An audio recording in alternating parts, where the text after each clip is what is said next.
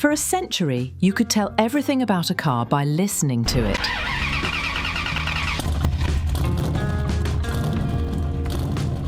A roar, a purr, a rumble.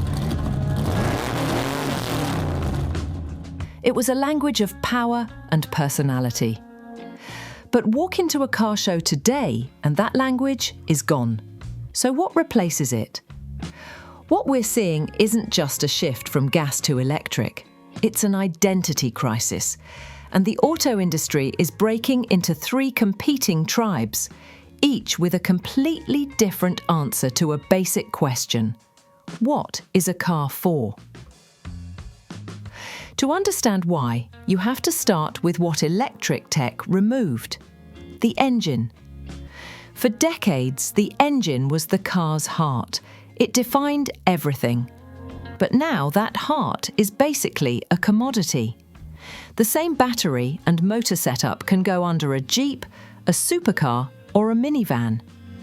So if the soul is no longer under the hood, where did it go?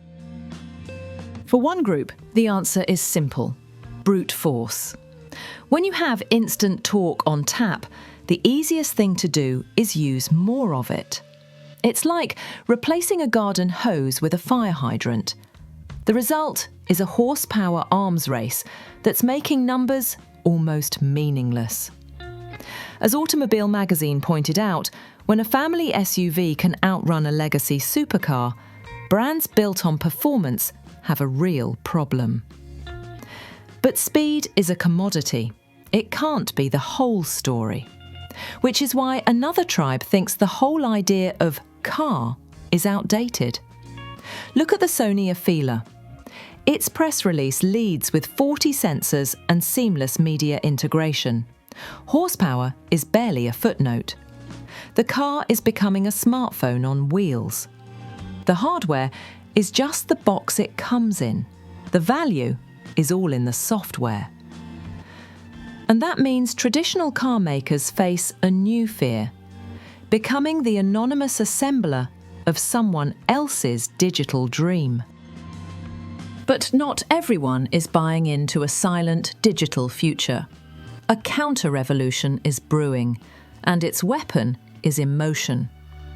Alfa Romeo's CEO talks about vibe engineering for their electric convertible.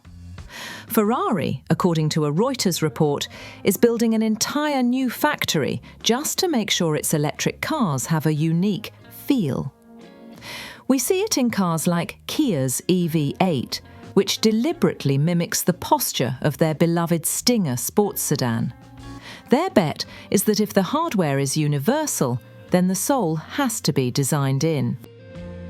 So this is the new landscape. It's not one future, it's 3. And for the first time, buying a car means choosing a philosophy. Do you want a physics-bending acceleration machine, a rolling smart device, or a handcrafted experience? The old language of the car, the one defined by pistons and exhaust notes, is silent. But it's being replaced by something just as loud, a battle over its very soul. And what wins will determine what sits in your garage for the next 50 years.